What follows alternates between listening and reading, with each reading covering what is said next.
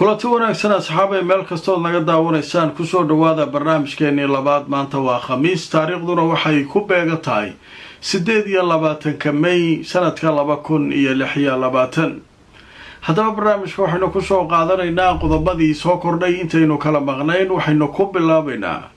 ninkii Trump ahaa oo hanjabaad u diray wadanka Cumaan oo ka mid ah wadamada khaliijka. wadankan waxaa la yidhahdaa saldanata Cumaan,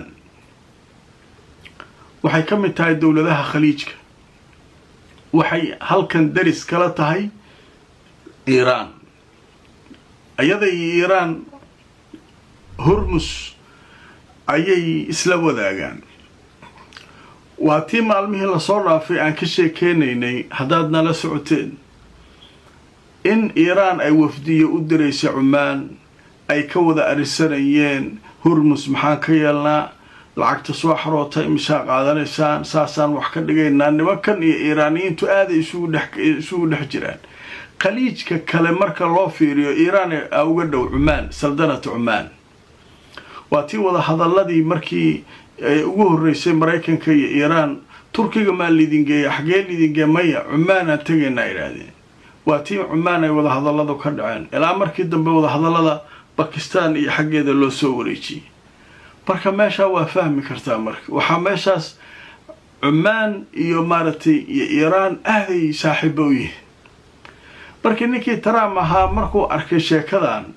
arrinta Hormuz in lagala tashanayo Cumaan, wuxuuba u hanjabay Cumaan, dhulkaa idinku daraawiin haddaa Iiraan waxa ay wado ka soo hari weysaan. sheeko caadi cadcaday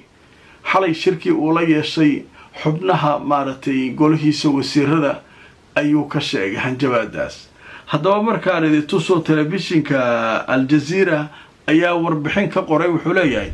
Trump wuxuu ku hanjabay inuu burburin doono Cumaan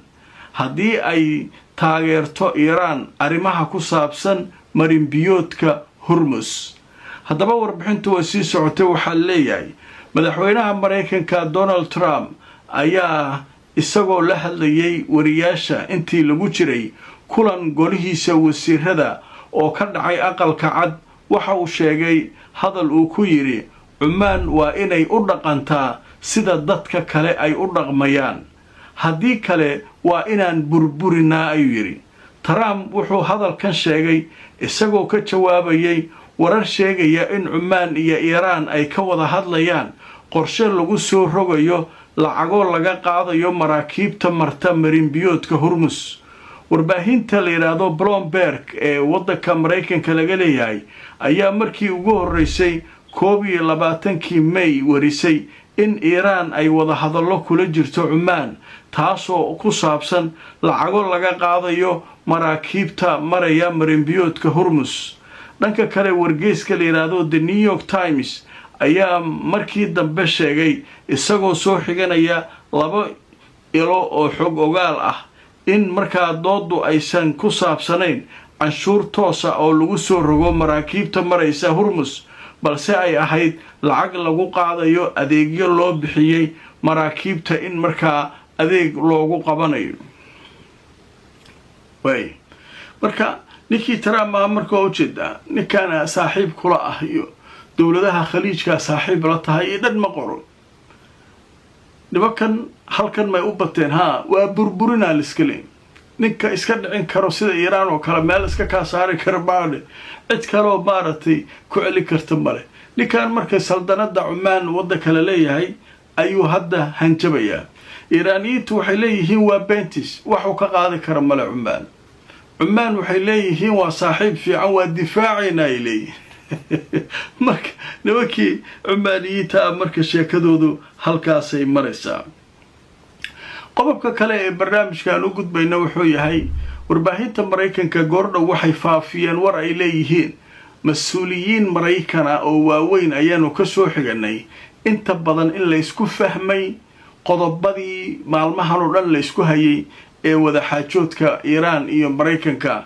haddaba waxay yidhaahdeen sheekada way isku dhammaatay, waxa kaliya oo la sugayo saacadaha soo socda in Trump uu ogolaado. haddaba markaan idin tuso wararkii ugu dambeeyay ee arrinkaa laga qoray iyo xaaladdu sida ay tahay telefishinka alcarabi ee telefishinka aljaziira ayaa wuxuu qoray warbixin uu leeyahay wargeyska la yidhaahdo Axios ee kasoo baxa dalka Maraykanka wuxuu sheegay shuruudaha heshiiska ee u dhaxeeya Washington iyo Tehran oo inta badan hadda uu yiri waa lagu heshiiyey waxaanu soo xiganaynaa ayay yiraahdeen wargeysku saraakiil sare oo Maraykana wadaxaajoodyada Maraykanka iyo Iiraan ayaa gaaray heshiis ku saabsan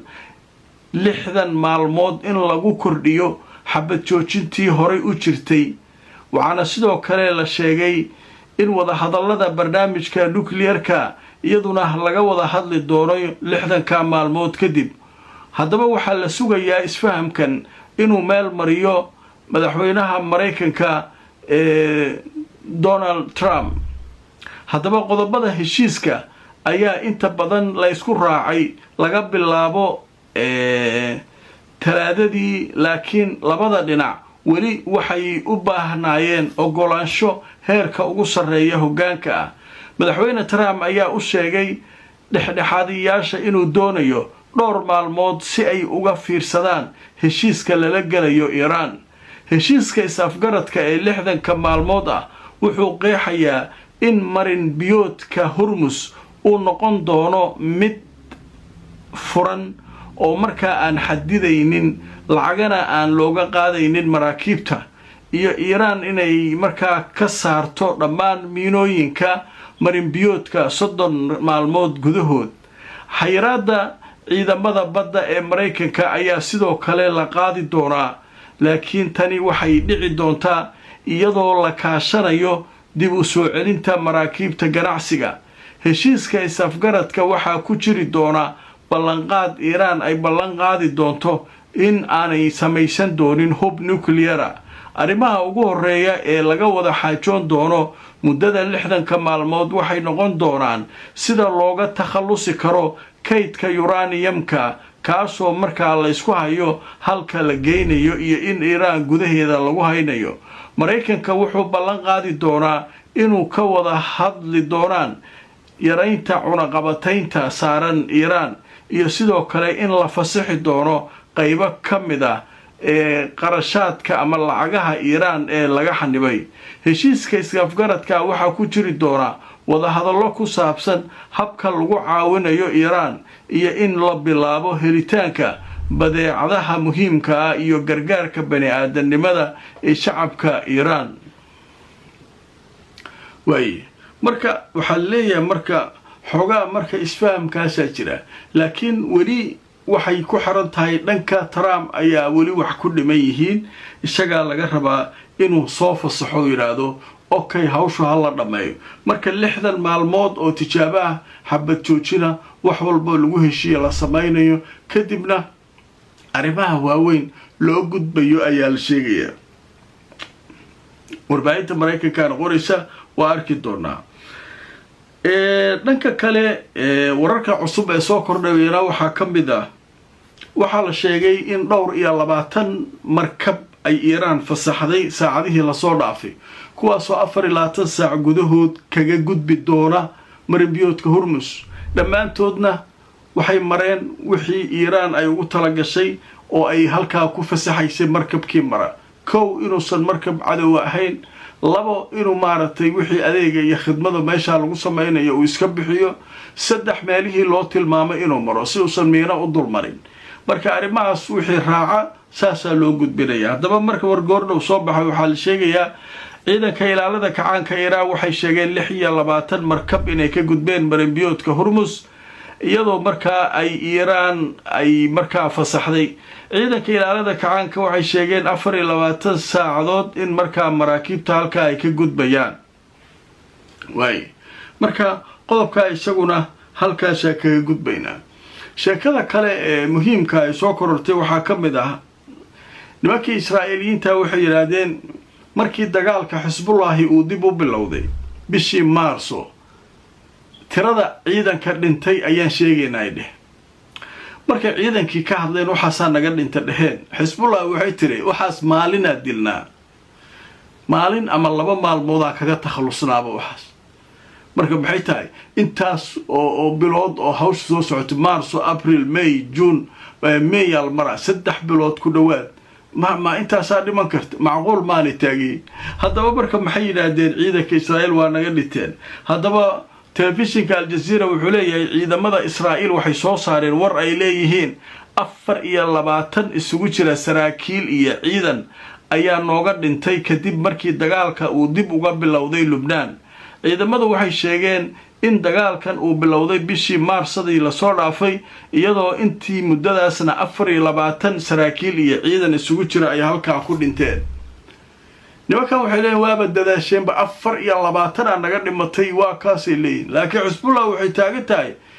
يوم واحد waxaan ka takhalusnaa intaasi in ka badan haddaba waxaa la yaab leh afayeenka militariga Iran ee baalka Israa'iil ayaa hadda soo hadlay wuxuu leeyahay waxaynu ku jirnaa saacadahan diyaar garowgii ugu dambeeyay oo aanu u diyaarsanahay inaanu weerarayno Iran dhanka kalena waxaa ku yaala heshiiskii isfahamka 60 maalmood wuu soo dhamaaday Trump bas la sugaa ogolaanshihiisa marka beeshan waa la isku dheelaa weerartaan Israa'iil ma maqli kartaba waa la heshii iyagu waxay taageen annagu waxaanu ku jirnaa diyaar garowgii ugu sareeyay ciidankeenu waliba hadda waxay sugayaan amarka kaliya inaan Iran weerarno waana naqaanaa waliba meelihii aan weerari lahayn waa nooc calaamadiisii ayagu dagaalkaas sugaynay taageen wax heshiis leeyahay jiraan warbaahintii Mareykanka iyo guud ahaan caalamkii kalena waxay ka hadlayaan heshiisaaba la isfahmay Trump ogolaanshihiisa la sugaa qoladiisii kale way aqbaleen heshiiska 60 maalmood in heshiis la gaaro oo wax walba laga heshiyo 60 maalmood maartay intay hawsha socoto marka sheekadii oo dhan marka waa isku qasata haddaba marka waa arki doonaa wixii akhbaar ay soo kordhaa intaynu barnaamijyadeena wadno maantay barnaamijka soo socda ayaan wixii cusub idinkugu soo gudbin doonaa like garay oo share garay barnaamijka haddaad cusubtaan subscribe ka kelo YouTube ka Facebook na follow garay inta aan mar kale kulmayno